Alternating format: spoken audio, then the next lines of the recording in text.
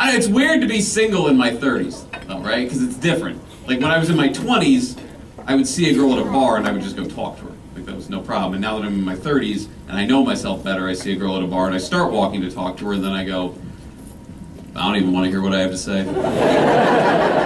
Why bum her out? Like, I wish I had the confidence of my dog, because if you have a dog, you know a dog will hit on anyone, right? And in the case of my dog, preferably black dudes. My dog's super into black dudes. Which is completely true. If I walk her and we walk past a black dude, she sits and smiles and does that for no one else. So I noticed this a few months ago, and when I noticed it, I swear to you, my first thought, I just go, she wants to be in a racial relationship, I'm cool with that. That was my first thought. And then my second thought was, why do I assume my dog's white?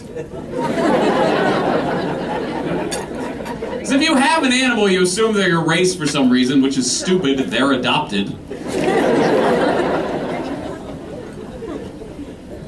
I'm just not good at meeting new people. Like, I've started seeing the benefit in those old-timey religions where they sacrifice virgins. You know what I mean?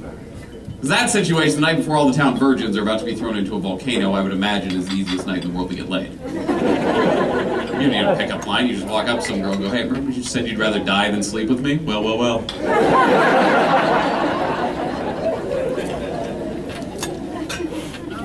I'm not bitter, though, being single. I like it when I see couples that have been together for a long time. I think that's great.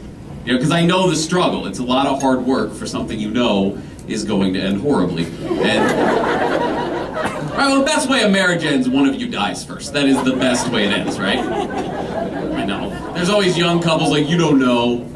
We could be on a plane holding hands while it hits a mountain. That will never happen. Because even if you got on the flight happy, the moment you realize you're going to hit the mountain is about 30 seconds before one of you just turns to the other and goes, oh, we had to go to Denver, didn't we?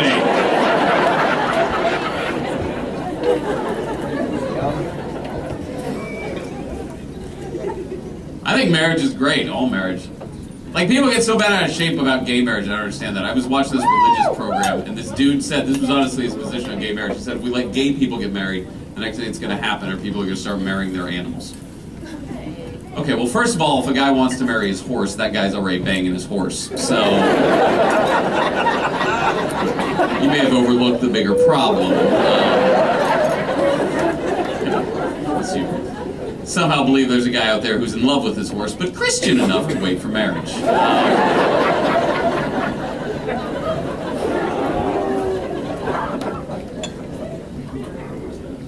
For some reason, that's a very important issue to me. I don't know why. I've never been with a dude. I dated one once accidentally, but whatever.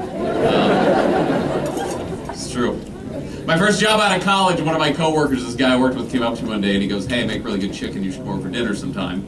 And I grew up in a small town, and no one taught me that chicken was some kind of weird-ass recruitment process. So, and it was fine. Like, the dinner was fine, but I'm stupid, and I don't realize what's going on. And we're sitting on two different couches, and I was like, oh, it was really good chicken. And then he, for whatever reason, took that as his go move. I'm not super smart, but there's a moment when another dude's, like, right here, where you're like, I don't think he's going to high-five me.